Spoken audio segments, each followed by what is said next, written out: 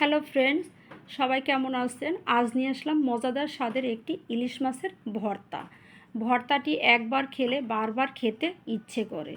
অবশ্যই ভিডিওটি স্কিপ না করে পুরো ভিডিও একবার দেখে সুন্দর একটি গঠনমূলক কমেন্টস করে জানিয়ে দিবেন। এখানে নিয়ে আসলাম কয়েক পিস মাছ। 5 পিস মাছ প্রথমেই আমি লবণ এবং হলুদ দিয়ে মাখিয়ে 10 মিনিট রেখে দিলাম।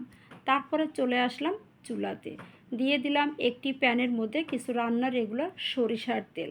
আর ইলিশ মাছ ভাজিতে তো সরিষার তেলের কোনো শেষ নেই, সুতরাং সরিষার তেল দিয়ে ভাজি করলে মাছটি অনেক মজা হয় এবং সুন্দর একটি ফ্লেভার আসে।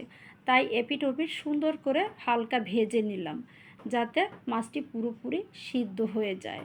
তারপরে চলে আসলাম, মাছ আমার ভাজা প্রায় হয়ে গিয়েছে, এবারে চুলা থেকে নামিয়ে নিব। এবারে আমার মাছ ভাজা হয়ে গিয়েছে, মাছগুলো তুলে নেব। দিয়ে দেব কয়েকটি শুকনো লঙ্কা, সুন্দর করে এপিট ওপিট ভেজে নিব।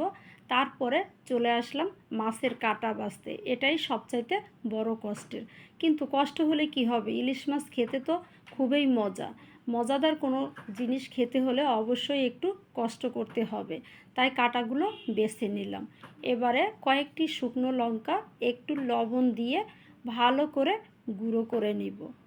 আপনারা ভিডিওটি লক্ষ্য করলেই বুঝতে পারবেন কিভাবে করা হয়েছে। এবার আমার মরিচ গুঁড়ো করা হয়ে গিয়েছে, তারপরে দিয়ে দেব কিছু পরিমাণে পেঁয়াজ কুচি দিয়ে ভালো করে হাত দিয়ে মেখে নিতে হবে। ভর্তা কিন্তু মাখার উপরে অনেক কিছুই নির্ভর করে, ভর্তা কেমন স্বাদ হবে সেটা মাখার উপরে নির্ভর করে। দিয়ে দিলাম কিছু ধনেপাতা কুচি, দিয়ে ভালো করে হাত দিয়ে মেখে নিলাম। মেখে নেওয়া হয়ে গিয়েছে, এবারে দিয়ে দেব সেই কাটা বাছা ইলিশ মাছ দিয়ে হাত দিয়ে ভালো করে মেখে নিব, যাতে একটু নরম হয়ে যাওয়া পর্যন্ত ভর্তাটি ভালো করে ম্যাশ করে নিতে হবে। তারপরে দিয়ে দিলাম সেই ইলিশ মাছের তেল দিয়ে আবার একটু সুন্দর করে মাখিয়ে নেব। এবারে আমার ভর্তা মাখানো হয়ে গিয়েছে, নিয়ে নিলাম কয়েকটি গোল আকারে শেপ করে এবং কয়েকটি শুকনো লঙ্কা দিয়ে পরিবেশন করলাম। ভিডিওটি ভালো লাগলে অবশ্যই লাইক শেয়ার কমেন্টস করতে ভুলবে না। এবারে পরিবেশনায় খাবারের পালা। ভর্তা দিয়ে ভাত খেতে কার না ভালো লাগে, মনে হয় এক ভর্তাতেই খাওয়া হয়ে যাবে। একটু লক্ষ্য করলে বুঝতে পারবেন, মনে হয় মুখের মধ্যে দিলাম আর এক নিমিষেই ভাত শেষ হয়ে গেল। কি মজাদার স্বাদের ভর্তা, একবার অবশ্যই বাসায় ট্রাই করবেন।